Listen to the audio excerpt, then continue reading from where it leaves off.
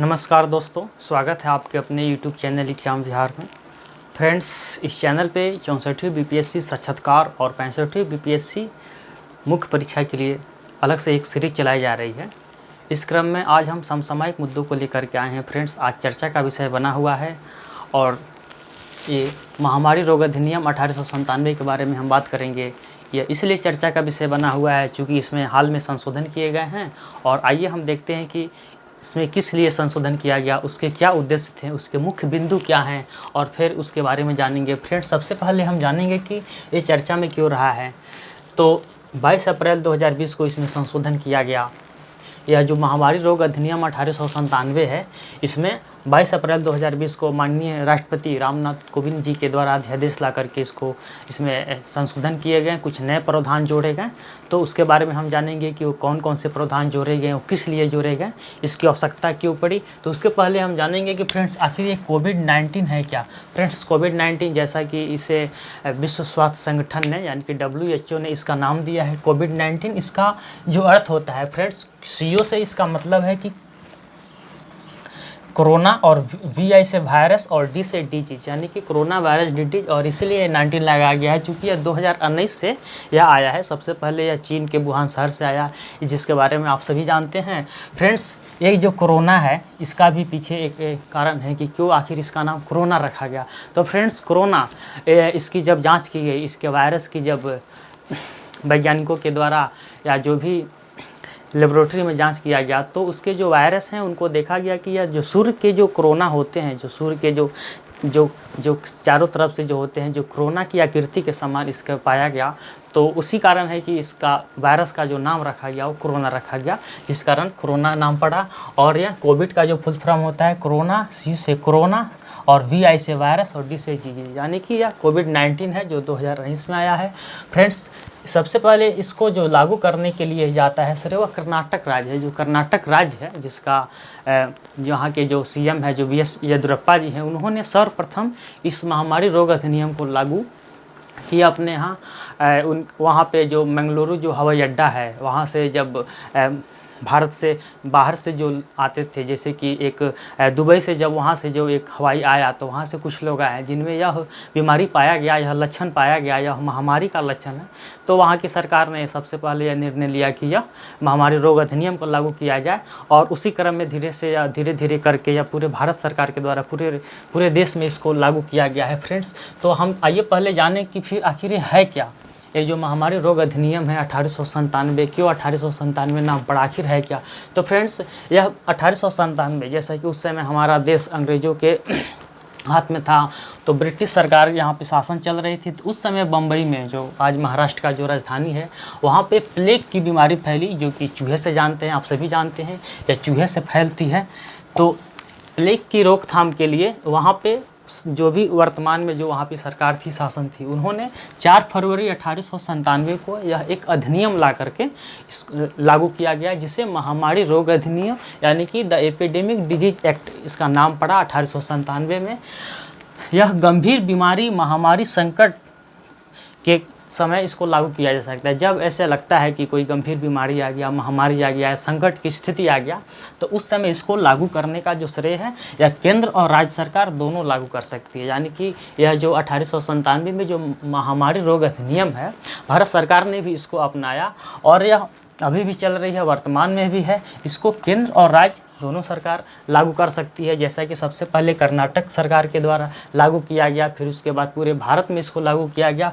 अब इसमें जो मुख्य जो चीज़ है, इसके तहत जो है कि इसमें इस जो अधिनियम है, जो यह महामारी रोग अधिनियम है, इसमें सज़ा का भी प्रावधान है, जुर्माने का भी प्रावधान है, जो इसके तहत जो IPC की धारा 188 के तहत होती है, जिसे IPC यानी कि इंडियन पेनल कोड, भारतीय दंड संहिता माना जाता है, कहा जाता है।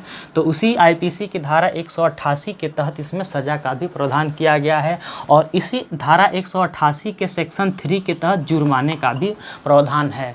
यानी कि IPC ऐसे प्रश्न पूछे जाएंगे, प्री में पूछे जाएंगे, या ऐसे भी प्रश्न पूछ लिए जाएंगे कि साक्षात्कार में कि या किस धारा के तहत सज़ा का प्रावधान है, या आप बताइए कि जो महामारी रोग अधिनियम है उसमें कौन सी धारा है जिसके तहत सज़ा का प्रावधान है, तो वह ये काफ़ी चर्चा का है कि वह 188 है, जिसमें सज़ा का प्रावधान किया गया है कि अगर इस अधिनियम के बारे में अगर कोई इसका उल्लंघन करता है या सरकार के जो भी नियमों का उल्लंघन करता है तो उस पर जो है सो कि सज़ा का प्रावधान है। और इसके सेक्शन 3 के तहत जुर्माने का भी प्रावधान है, इसमें आर्थिक दंड भी है और जेल जाने का भी प्रावधान है।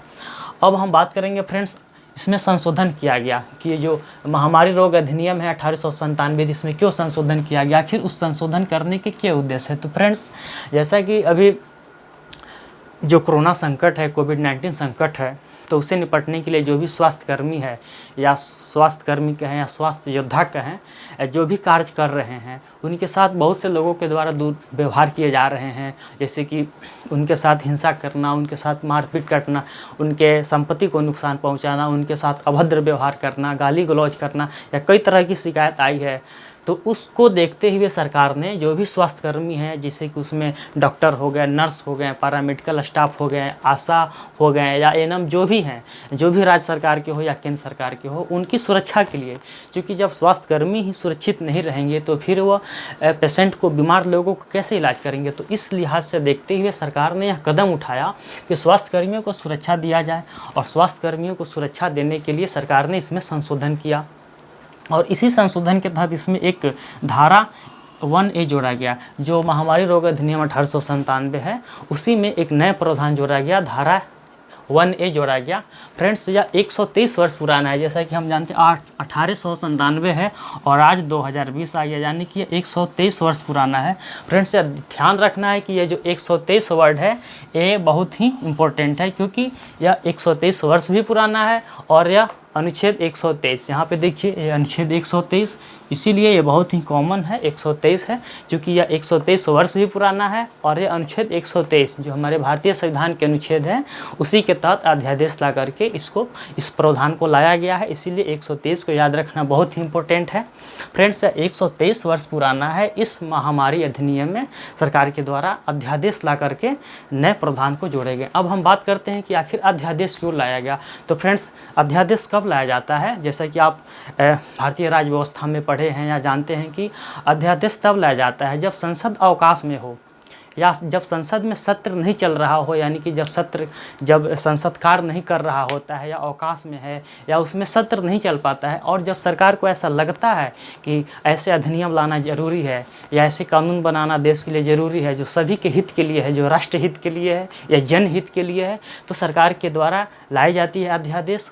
उसमें राष्ट्रपति जो भी हैं, जैसे कि वर्तमान में रामनाथ कोविंद जी हैं, उनके द्वारा उस पर सिग्नेचर किया गया और यह 22 अप्रैल 2020 को उस दिन से यह प्रावधान लागू कर दिया गया, यानी कि जिस दिन राष्ट्रपति जी का सिग्नेचर होता है उसके बाद से यह कानून बन जाता है और इसकी वही महत्ता होती है जो संसद के तहत होता है, इसमें कोई कमी नहीं होती है। उसके बाद फ्रेंड्स, हम देख लें, यहीं पे चर्चा कर लें कि क्या सिर्फ राष्ट्रपति के द्वारा ही अध्यादेश लाया जाता है, तो नहीं, राज्यों में राज्यपाल के द्वारा भी अनुच्छेद 213 के तहत अध्यादेश लाया जाता है। यहाँ पे जैसे कि अनुच्छेद 123 के तहत, अनुच्छेद 123 इसको याद करना बहुत ही आसान है, 1 2 3 बोल देना है, बस सीधे बोल दीजिए 1 2 3 अध्यादेश। जो यह अनुच्छेद 1 2 3 यानी कि 123 के तहत जिस प्रकार केंद्र में राष्ट्रपति के द्वारा अध्यादेश लाया जाता है, ठीक उसी प्रकार राज्यों में राज्यपाल के द्वारा भी अध्यादेश लाया जाता है। जैसे कि राज्य के जो विधानमंडल जब सत्र में नहीं रहता है या अवकाश में रहता है या जब विधानमंडल में कार्य नहीं होता है, तो उस समय अगर सरकार को, राज्य सरकार को ऐसा लगता है, राज्यपाल के नज़र में ऐसा लगता है कि ऐसे कानून लाना ज़रूरी है, आवश्यक है, जो राष्ट्रहित हो, जनहित हो, राज्य हित हो, कल्याणकारी हो, तो इसके लिए अनुच्छेद 213 को बनाया गया है। भारतीय संविधान के अनुच्छेद 213 में यह प्रावधान किया गया है कि 213 के तहत राज्यपाल के द्वारा भी अध्यादेश लाए जाएंगे। फ्रेंड्स, अब हम बात करते हैं कि जब नए जो अध्यादेश लाए गए और जो नए नए प्रावधान जोड़े गए, जो हम धारा 1A जोड़ने की बात कर रहे हैं, तो आखिर कौन कौन से कुछ प्रमुख बिंदु होंगे कि जिनको जोड़ा गया, और जो भी स्वास्थ्यकर्मियों के साथ जो भी हिंसा कर रहे हैं, दुर्व्यवहार कर रहे हैं, उनके साथ मारपीट कर रहे हैं या उनके संपत्तियों को नुकसान पहुंचा रहे हैं या उनके साथ अभद्र व्यवहार कर रहे हैं, तो उनको रोकने के लिए, उन हिंसा को रोकने के लिए, स्वास्थ्यकर्मियों को सुरक्षित करने के लिए, सुरक्षा प्रदान करने के लिए सरकार के द्वारा कौन कौन से कानून बनाए गए हैं। तो आइए फ्रेंड्स, उसके बारे में चर्चा करते हैं। तो सबसे पहले इसमें किया गया है कि हिंसा को संज्ञेय और गैर जमानती अपराध माना गया है।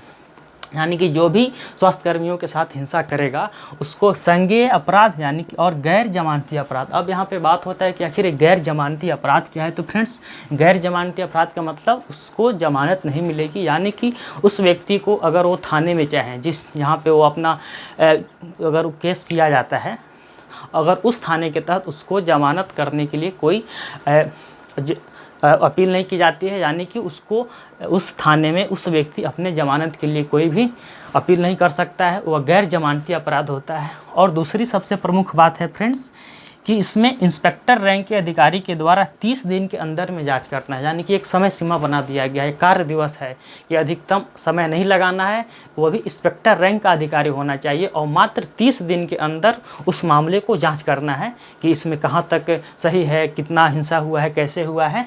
30 दिन के अंदर उसको करने की पूरी इसमें नियम बनाए गए हैं। उसके बाद देखिए फ्रेंड्स कि इसमें 1 साल के अंदर न्यायिक फैसला होगा, यानी कि जब उस हिंसा को, जो भी हिंसा हो रहा है उसको वहाँ के जो भी उस क्षेत्र के इंस्पेक्टर रैंक के अधिकारी होंगे उनको 30 दिन के अंदर में जांच करना है। फिर वो मामला न्यायालय में जाता है तो 1 साल के अंदर, यानी 1 साल के अंदर फैसला सुनाना है। उसके जो भी निर्णय होने वाले हैं 1 साल के अंदर उसको फिनिश करना है। उसके बाद हम देखेंगे फ्रेंड्स क्या है कि हिंसा पे क्या है कि अगर उनके साथ हिंसा हो जा रहा है तो 2 तरह के इसमें नियम बनाए गए हैं कि एक जो साधारण हिंसा हो रहा है, साधारण कहें तो जो जिसमें गंभीर मामूली चोट लगता है, और एक गंभीर हिंसा हो रहा है। तो अगर मामूली है या जैसे कि छोटी या मोटी है तो उसमें है कि उसमें 3 माह से लेकर के 5 साल तक की जेल है, यानी कि इसमें जो सज़ा का प्रावधान किया गया है फ्रेंड्स उसमें 3 माह से लेकर के 5 साल तक की जेल की सज़ा है। और उसमें और जो अर्थदंड यानी कि आर्थिक जुर्माना क्या है कि 50,000 रुपया से लेकर के 2 लाख रुपया तक जुर्माना का प्रावधान किया गया है। यानी कि अगर आप से हिंसा हो रही है, हिंसा जो भी कर रहे हैं उसके प्रति उसमें 3 महीने से लेकर के 5 साल तक की जेल की सज़ा का प्रावधान किया गया है और 50,000 रुपया से लेकर के 2 लाख रुपया तक के जुर्माने का प्रावधान किया गया है। अगर बात करते हैं कि अगर गंभीर अपराध हो रहा है या गंभीर चोट पहुंचाया जा रहा है तो उसके लिए कुछ कड़े नियम लाए गए हैं, जैसे कि उनके जो जेल की सज़ा है उसको बढ़ा दिया गया है और जो आर्थिक दंड जो है, आर्थिक जुर्माना है उसको बढ़ा दिया गया है। तो उसमें क्या है कि अगर गंभीर अपराध हो रहा है, गंभीर चोट पहुंचाया जा रहा है तो उसमें क्या है कि जो जेल की सज़ा का जो प्रावधान है वह 6 माह से लेकर के 7 साल है, यानी कि 6 महीना से लेकर के 7 साल तक का आपका जेल की सज़ा हो सकता है। और उसमें क्या है जो आर्थिक दंड है वो 50,000 रुपया से 5 लाख। फ्रेंड्स, यहाँ पर था कि 3 माह से 5 साल, लेकिन यहाँ पर है 6 माह से 7 साल, यानी कि उससे ज़्यादा है। यहाँ पे था कि 50,000 रुपया से मात्र 2 लाख रुपया तक जुर्माना, लेकिन इसमें 50,000 से उसको 2 लाख से बढ़ा के 5 लाख रुपया तक जुर्माना किया गया है। और फ्रेंड, सबसे इम्पोर्टेंट बात यह है कि संपत्ति नुकसान अगर होता है, अगर किसी भी स्वास्थ्यकर्मी के साथ आशा हो, एनएम हो, डॉक्टर हो, नर्स हो, पैरामेडिकल हो या कोई भी स्वास्थ्यकर्मी हो, अगर उसके संपत्ति का नुकसान पहुंचाया जा रहा है तो उस संपत्ति के जो बाज़ार मूल्य है, यानी कि जितना बाज़ार में उसका कीमत है उससे दोगुना उससे हर्जाना के रूप में वसूला जाएगा। यही प्रावधान है जो संशोधन ला करके इसमें जोड़ा गया, ताकि जो भी स्वास्थ्यकर्मी है उनकी सुरक्षा किया जा सके, ताकि स्वास्थ्यकर्मी सुरक्षित रहेंगे तब जा कर के वो लोगों की सुरक्षा करेंगे, वो मरीजों की सुरक्षा करेंगे। तो यही उद्देश्य था भारत सरकार के द्वारा इसमें संशोधन करने के लिए। तो फ्रेंड्स, हम जाने कि महामारी रोग अधिनियम 1897 क्या है, इस चर्चा में क्यों रहा, इसके लिए जो संशोधन लाएंगे 22 अप्रैल 2020 के बारे में। फिर हम देखें कि कोविड-19 क्या है, कोविड नाम क्यों पड़ा, CO से कोरोना, VI से वायरस, D फॉर डिजीज, और 19 चूँकि 2019 से बीमारी है। कर्नाटक सरकार के द्वारा सबसे पहले BS येदियुरप्पा जी ने इसको लागू किया था। हम कोरोना के बारे में जानें कि आखिर इसका नाम कोरोना क्यों पड़ा। सिंपल प्रश्न पूछ लिए जाएंगे, आखिर कोरोना क्यों नाम पड़ा। तो इसकी आकृति चूँकि कोरोना के आकार की है, सूर्य के कोरोना की आकार की है, इसीलिए इसके नाम कोरोना पड़ा। उसके बारे में हम जानेंगे कि आखिर क्या है, ये 1897 में आया था, कब आया था, क्यों आया था, इसको कब लागू किया गया था। तो 4 फरवरी 1897 में लागू किया गया था। इसको केंद्र और राज्य सरकार दोनों लागू कर सकती है। या IPC की धारा 188 के तहत इसमें सज़ा का भी प्रावधान किया गया है, इसमें जुर्माने का भी प्रावधान किया गया है। और उसके बाद हम देखें कि इसका उद्देश्य क्या है, इसमें संशोधन किया गया, धारा A1A जोड़ा गया। हम यहाँ पे देखिए अनुच्छेद 123 यानी कि 123 के बारे में कि किस प्रकार से अध्यादेश लाया जाता है, क्यों लाया जाता है। उसके बाद फिर जिस तरह यहाँ पे संसद में होता है, वहाँ पे फिर यहाँ पे विधानमंडल में भी अनुच्छेद 213 के तहत राज्यपाल के द्वारा अध्यादेश लाया जाता है। उसके बाद हम देखिए कि इसमें कौन कौन से मुख्य प्रावधान हैं। हिंसा को गैर जमानती अपराध माना गया है। इंस्पेक्टर रैंक के अधिकारी के द्वारा 30 दिन में जाँच किए जाएंगे और 1 साल के अंदर न्यायिक फैसला सुनाया जाएगा। हिंसा पर 3 माह से 5 साल तक की जेल की सज़ा है, 50,000 से 2 लाख रुपया की जुर्माना, और अगर गंभीर चोट हो रहा है तो 6 माह से 7 साल तक की जेल की सज़ा और 50,000 से 5 लाख रुपया जुर्माना, और संपत्ति का नुकसान अगर हो रहा है तो उससे बाजार मूल्य से दोगुनी राशि वसूली जाएगी।